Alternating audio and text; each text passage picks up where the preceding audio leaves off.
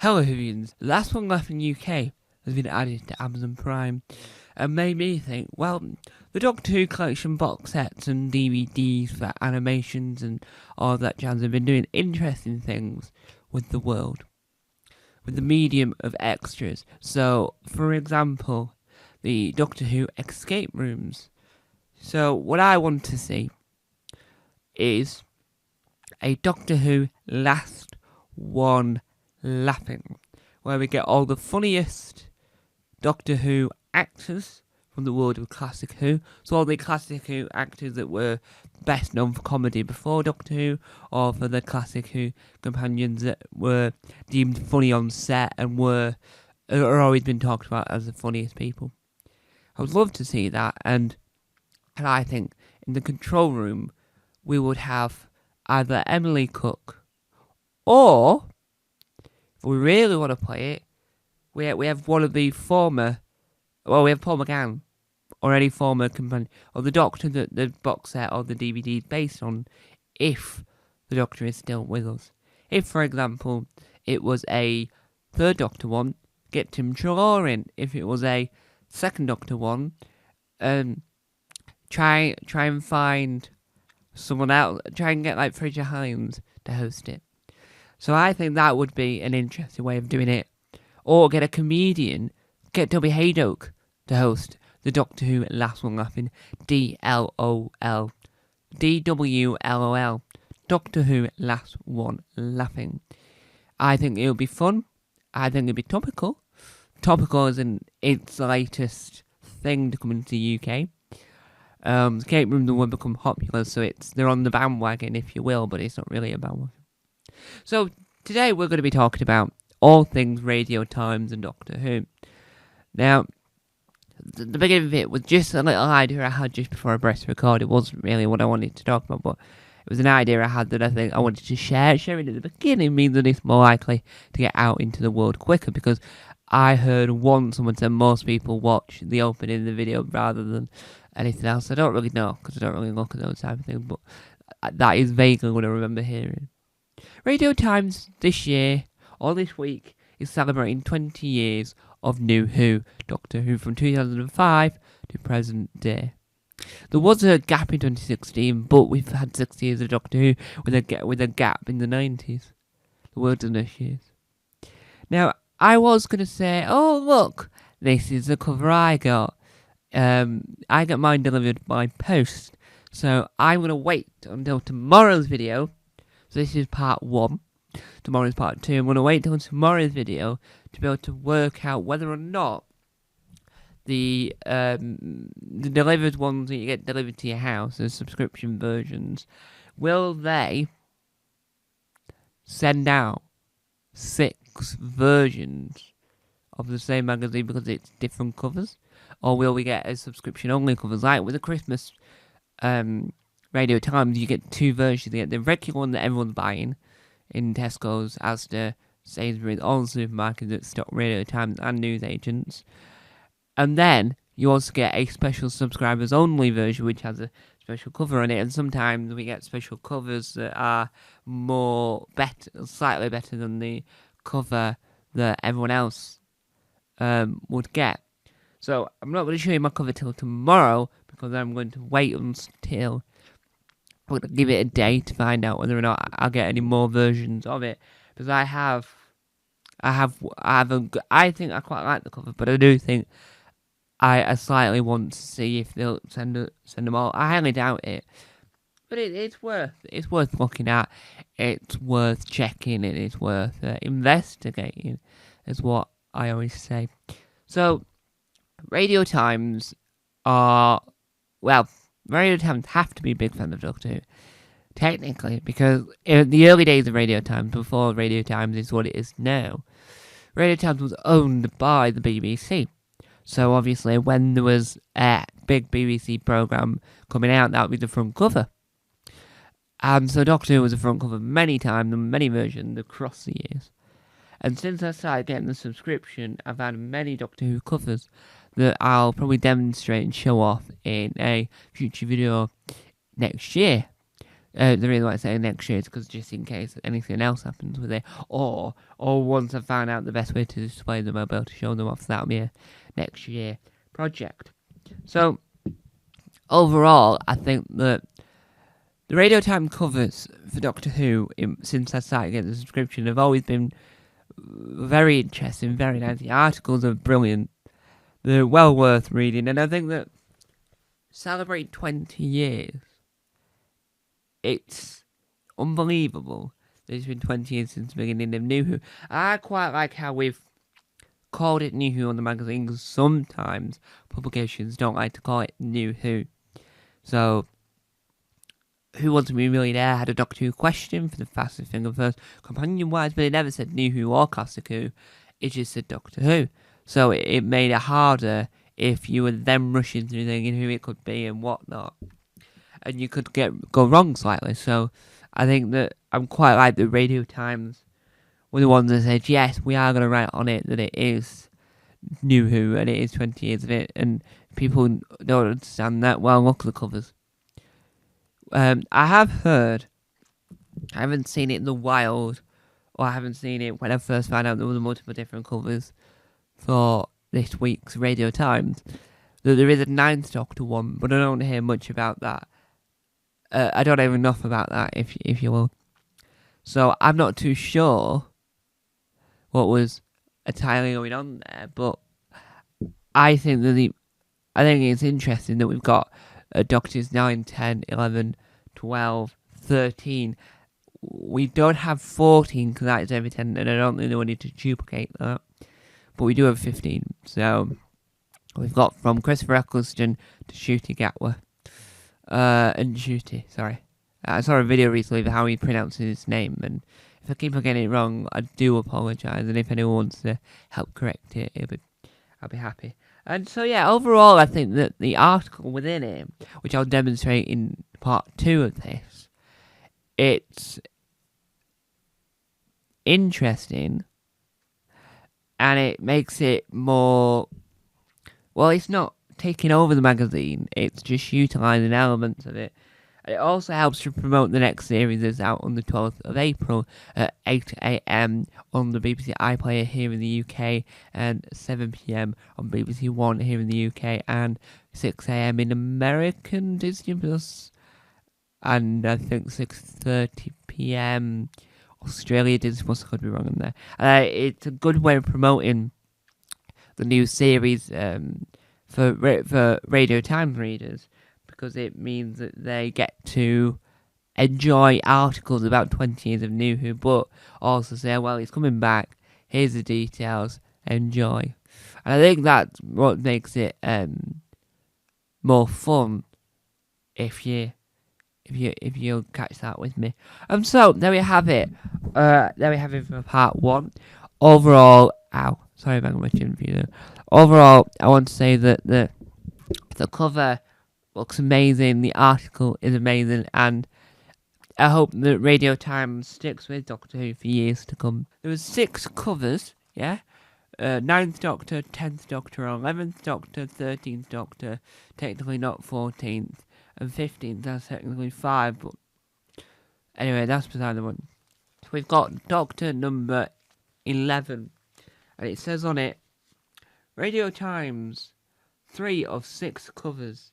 The 22nd of March to the 28th of March 2025. 20th anniversary special, New Who at 20. It was the last chance saloon, Russell T Davies, on bringing Doctor Who back from the oblivion. 20 must-see episodes to watch now, exclusive new series preview. Matt Smith, the 11th Doctor, 2010 to 2013.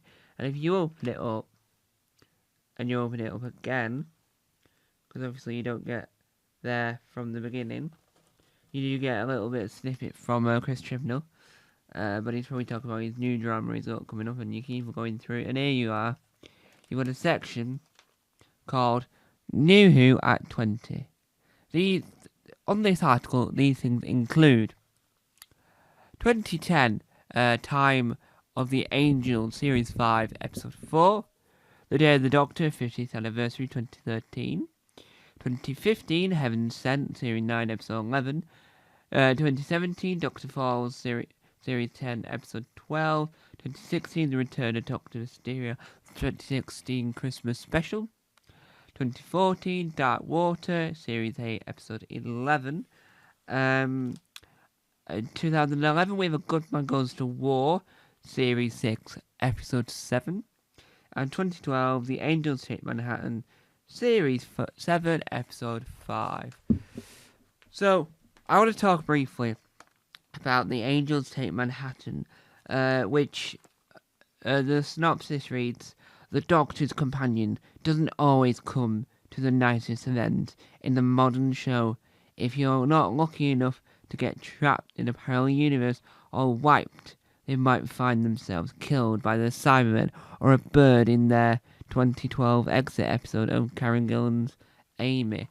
So, I think Angels Hit Manhattan was on the creepiest side of episodes. I think it's the one with the dolls that goes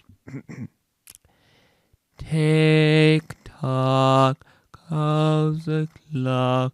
It's time to kill the Doctor. Tick tock goes the clock.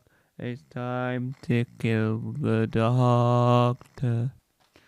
So this article, and I can't remember what that episode's called per se. I know that wasn't in the episode directly. That was when they pan out to the void after we found out that the person that was going to kill the Doctor in a possible asteroid is someone closer to him than we think. I'm not going to spoil it, just in case you haven't seen it, but it is New Who is 20 years old. Stephen Moffat's era. Regular Who scribe Stephen Moffat took over from Russell T Davies in 2010, staying in the show-running role for 7 years with two Doctors, Matt Smith and Peter Capaldi. The extraordinary days, Doctor Who plus Sherlock, are a blur to me now, he says. I was working too hard and fast, properly remember any of it. I have a dim impression of panic, guilt trying to cut down on sleep so I can get more done. It doesn't work. But you know what? When I told people I was screenwriting and they asked if they've seen anything I've done, boy, did I have one hell of a answer. These days, these amazing days. I wonder what they were like. Moffat's second Doctor, fellow Scott Capaldi, also had fond memories. It was reawakened the child in all of us, he told Radio Times. The revival of Doctor Who was and is one of the most welcome sights on TV. No other epic yarn is like Doctor Who, adds Moffat. It's brand new and ancient at the same time. That's the Doctor for you. You've known him all your life. He's the new kid on the block. How does your life? Do you live forever? Simple. You don't say age. HF. I don't know who HF is. Oh, HF must be the author of this article. There's also a bit just on a picture of Matt Smith. There's a bit that says next in line. Matt Smith became the 11th Doctor in 2010, followed by Peter Capaldi behind in 2013. So ignore the advert. I'll try and cover up the advert per se. This is the article. I think it's a smashing little thing because we've got the front cover to ourselves.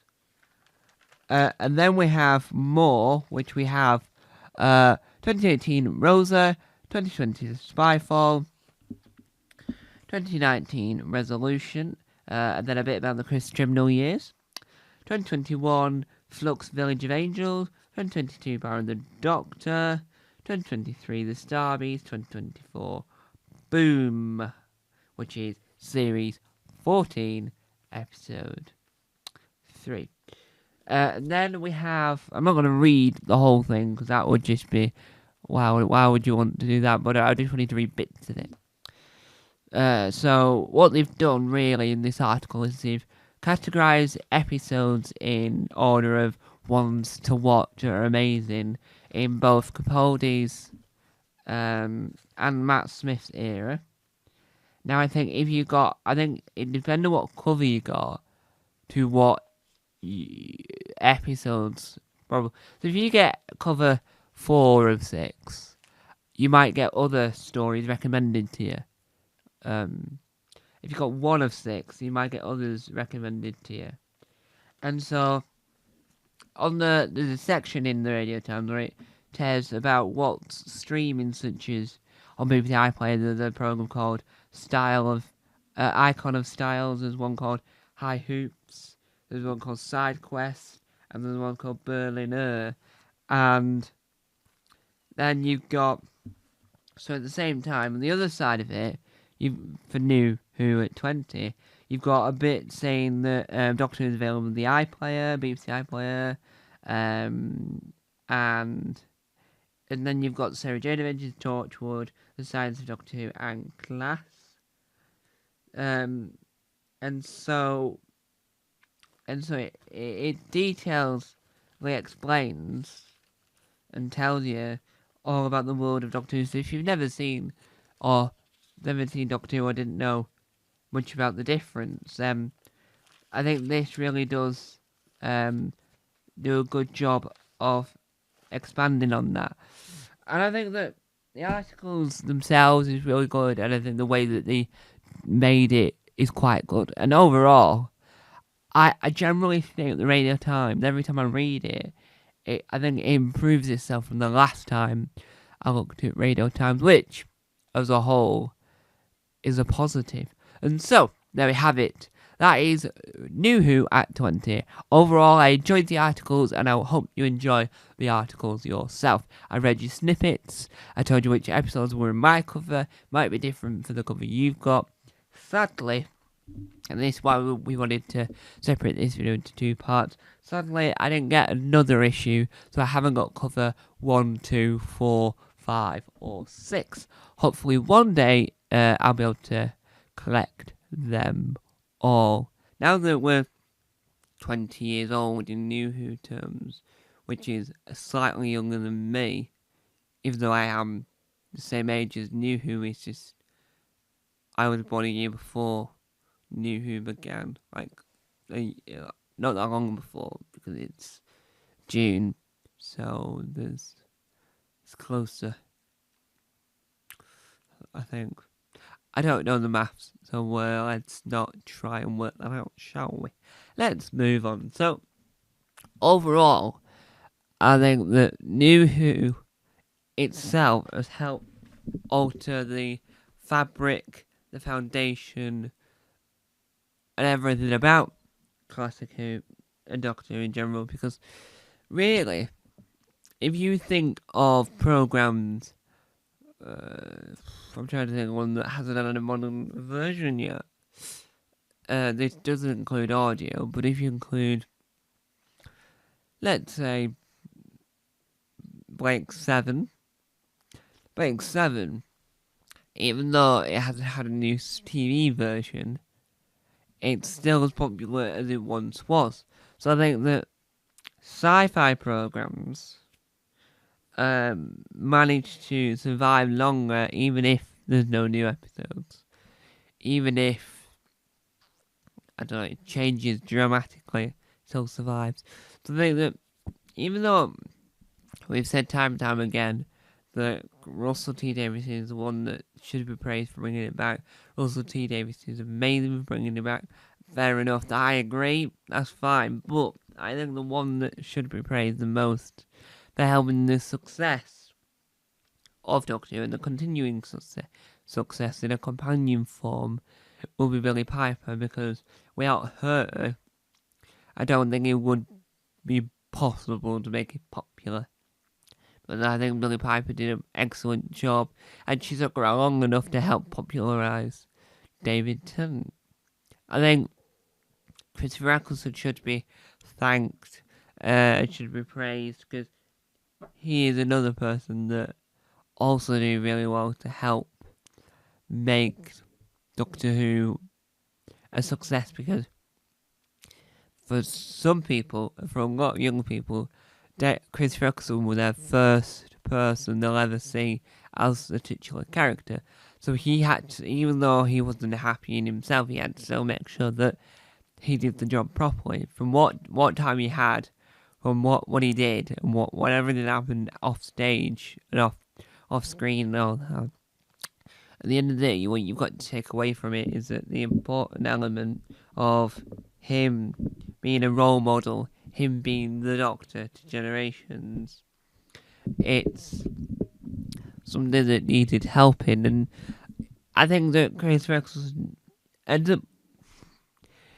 He's one of those Doctors, in my opinion, that grows on you all the time. So at the beginning, for a good, I don't know, 4 years, I didn't really agree. I didn't really like Chris Ferguson. And every time I mentioned it online, I was like, oh, I don't really want to say I don't like him.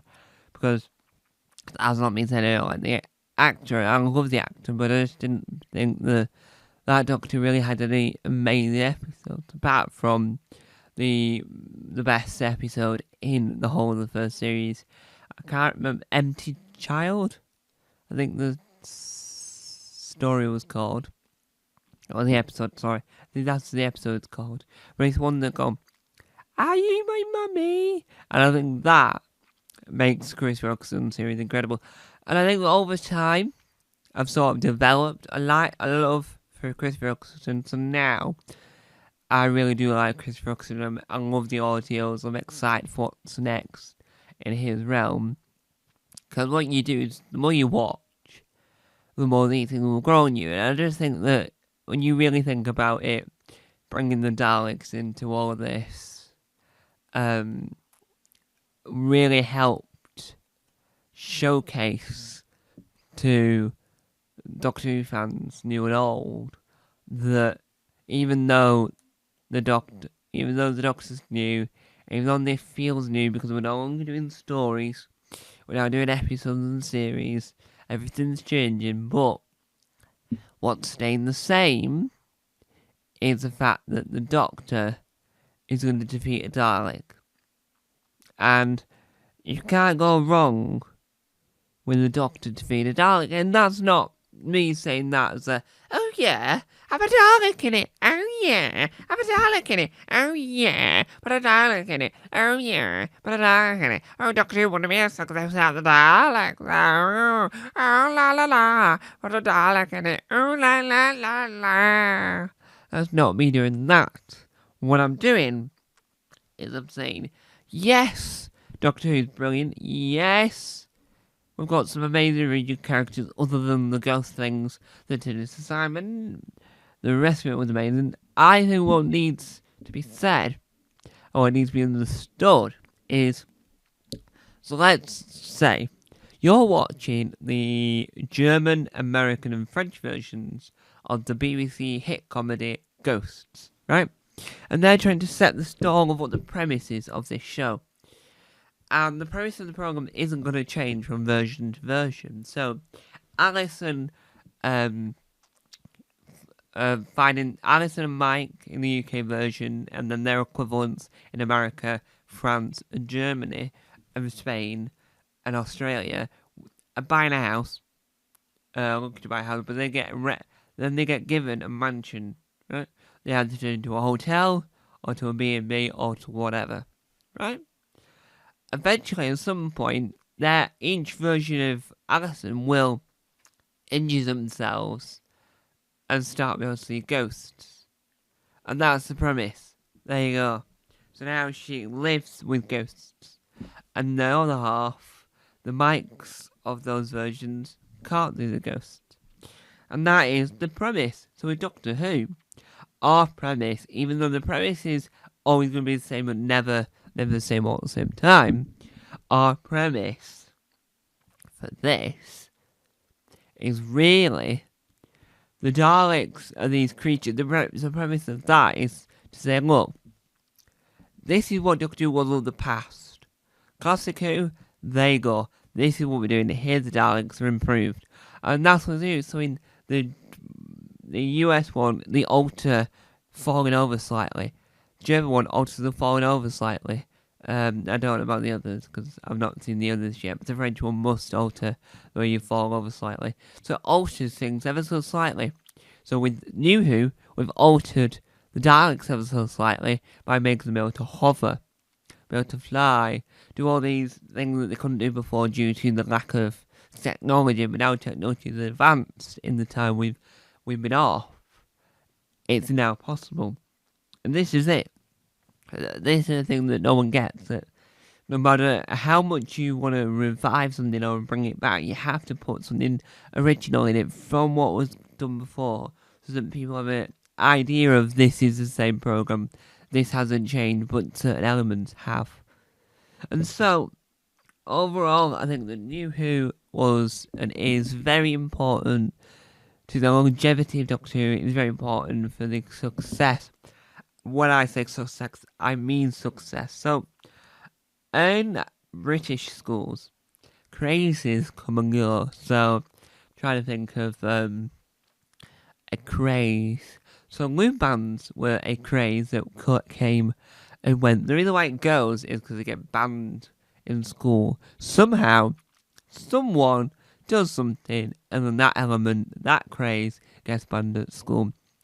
I was in year 1 or year 2, year 1, and Doctor Who trading cards. No, Doctor Who was popular and massive, and there you go. But trading cards in Doctor Who, that I have some unopened packets of them, because I'm not too sure if I want to open them really.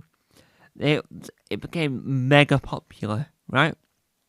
And people were trading cards left, right, and centre. Left, right, and centre. And that made it more interesting to the older people. For me, I was just trying to get the best card possible because I love trading cards. I love Doctor Who trading cards. And I'll never not love them. And I think that I've never actually played the game that you can play with them. And I don't think anyone does that anymore. But if that's thing, the other thing I really like, and I'm not going to say much more else on this matter, but Doctor Who Top Trumps, the physical version and the DS version, were mega popular in my household, in my life. Sorry, I was making a reference to the BBC documentary format series My Life. I do apologise. And I think that what really worked really well for that was that David and them following on Matt Smith had something to do with that. And that's it. New Who has helped shape society. New Who has helped shape the landscape of how Doctor Who is perceived.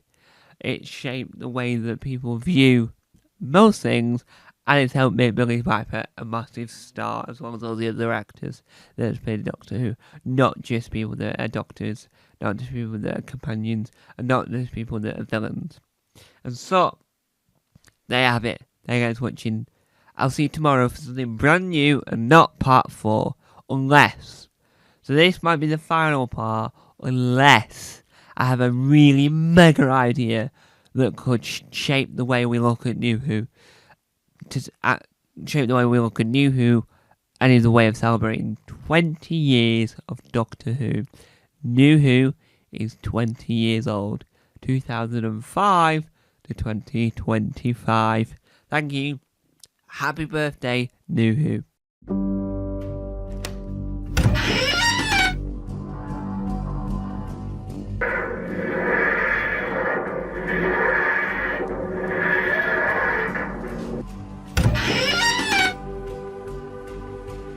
Don't forget to subscribe to the official Tom Mason YouTube channel.